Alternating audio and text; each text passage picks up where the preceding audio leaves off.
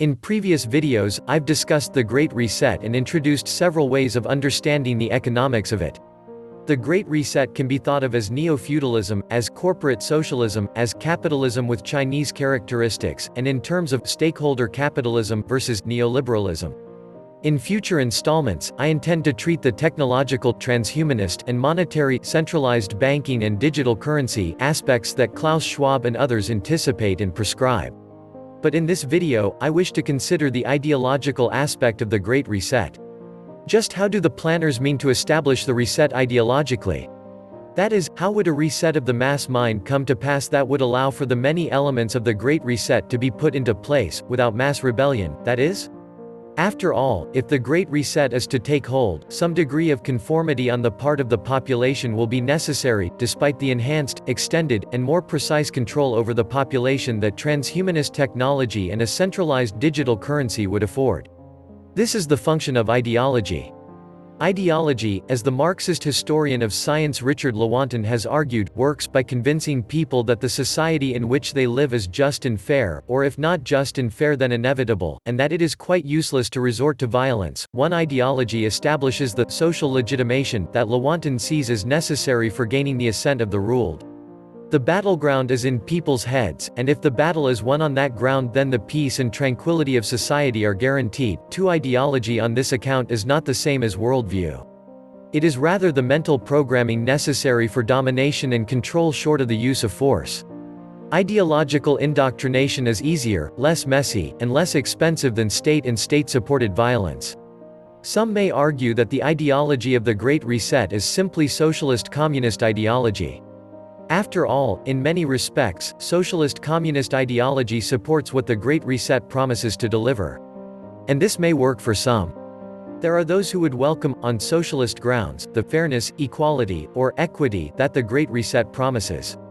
Socialists might overlook or excuse the oligarchical control of society on the basis of the supposed fairness, equality, or equity among the mass of the population, and on the presumption that the oligarchy will be overthrown in the not-so-distant future. Socialism embeds a leveling predisposition that puts a premium on equality among the visible majority, even when that equality comes as a great loss for many otherwise middle-class subjects. In fact, when I briefly entertained the rantings of members of the Revolutionary Communist Party, USA, including its leader, Bob Avakian, they admitted to me that worldwide socialism would mean reduced standards of living for much of the world, especially in the United States. They had no problem with this, in fact, they seemed to relish the prospect. No doubt, as Friedrich Nietzsche suggested, socialism is fueled, at least in part, by resentiment, by resentment and envy for the property owner. Much could be said about socialists' apparent approval, or at least conditional and temporary acceptance, of big monopolistic oligarchical corporatists and their preference for big business over small. 3 Socialists see monopolization under capitalism as inevitable, as necessary for producing a more consolidated target to be overthrown, and as a sign of the imminent collapse of capitalism and the coming socialist-communist apocalypse. Likewise, many socialists will be amenable to the Great Reset on principle, especially those who accept its rhetoric at face value. But for all its newfound popularity, socialism-communism still doesn't represent the majority. While popular among millennials and other millennialists, socialism-communism remains unsavory for many. It is regarded as alien, obscure, and loosely connotes something negative. But more importantly, for reasons that I'll give below, socialist-communist ideology is not the ideology that best fits the goals of the Great Reset.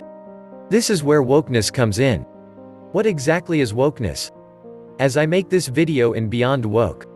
According to the social justice creed, being woke is the political awakening that stems from the emergence of consciousness and conscientiousness regarding social and political injustice. Wokeness is the indelible inscription of the awareness of social injustice on the conscious mind, eliciting the sting of conscience, which compels the newly woke to change their beliefs and behaviors. 4. This is as close to a definition of wokeness as I can manage, gleaning it as I have from the assertions of those who embrace it. Of course, the etymology of the word woke, and how it became an adjective describing those who are thus awakened into consciousness of social and political injustice, is another matter. Woke began in English as a past tense and past participle of wake. It suggested having become awake. But, by the 1960s, woke began to function as an adjective as well, gaining the figurative meaning in the African American community of well-informed or up-to-date.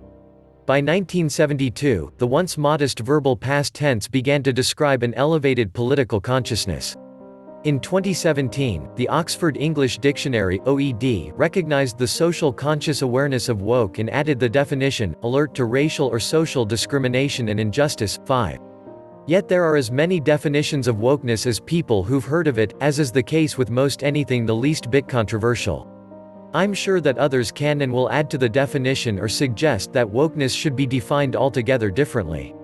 But the above definition and historical semantical renderings are sufficient for our purposes. According to adherents, then, wokeness is enhanced awareness of social and political injustice and the determination to eradicate it. But what could wokeness have to do with the Great Reset? As a corrective, wokeness is not aimed at the sufferers whose complaints, or imagined complaints, it means to redress. Wokeness works on the majority, the supposed beneficiaries of injustice. It does so by making the majority understand that it has benefited from privilege and preference based on skin color, whiteness, gender, patriarchy, sexual proclivity, heteronormativity, birthplace, colonialism, imperialism, and first-worldism, gender identity, cisgender privilege, and the domination of nature, speciesism, to name some of the major culprits. The list could go on and is amended, seemingly by the day. This majority must be rehabilitated, as it were. The masses must understand that they have gained whatever advantages they have hitherto enjoyed on the basis of the unfair treatment of others, either directly or indirectly, and this unfair treatment is predicated on the circumstances of birth. The privilege of the majority has come at the expense of those minorities designated as the beneficiaries of wokeness, and wokeness is the means for rectifying these many injustices. And what are the effects of being repeatedly reprimanded as such, of being told that one has been the beneficiary of unmerited privilege, that one's relative wealth and well-being have come at the expense of oppressed, marginalized, and misused others? Shame, guilt, remorse, unworthiness. And what are the expected attitudinal and behavioral adjustments to be taken by the majority?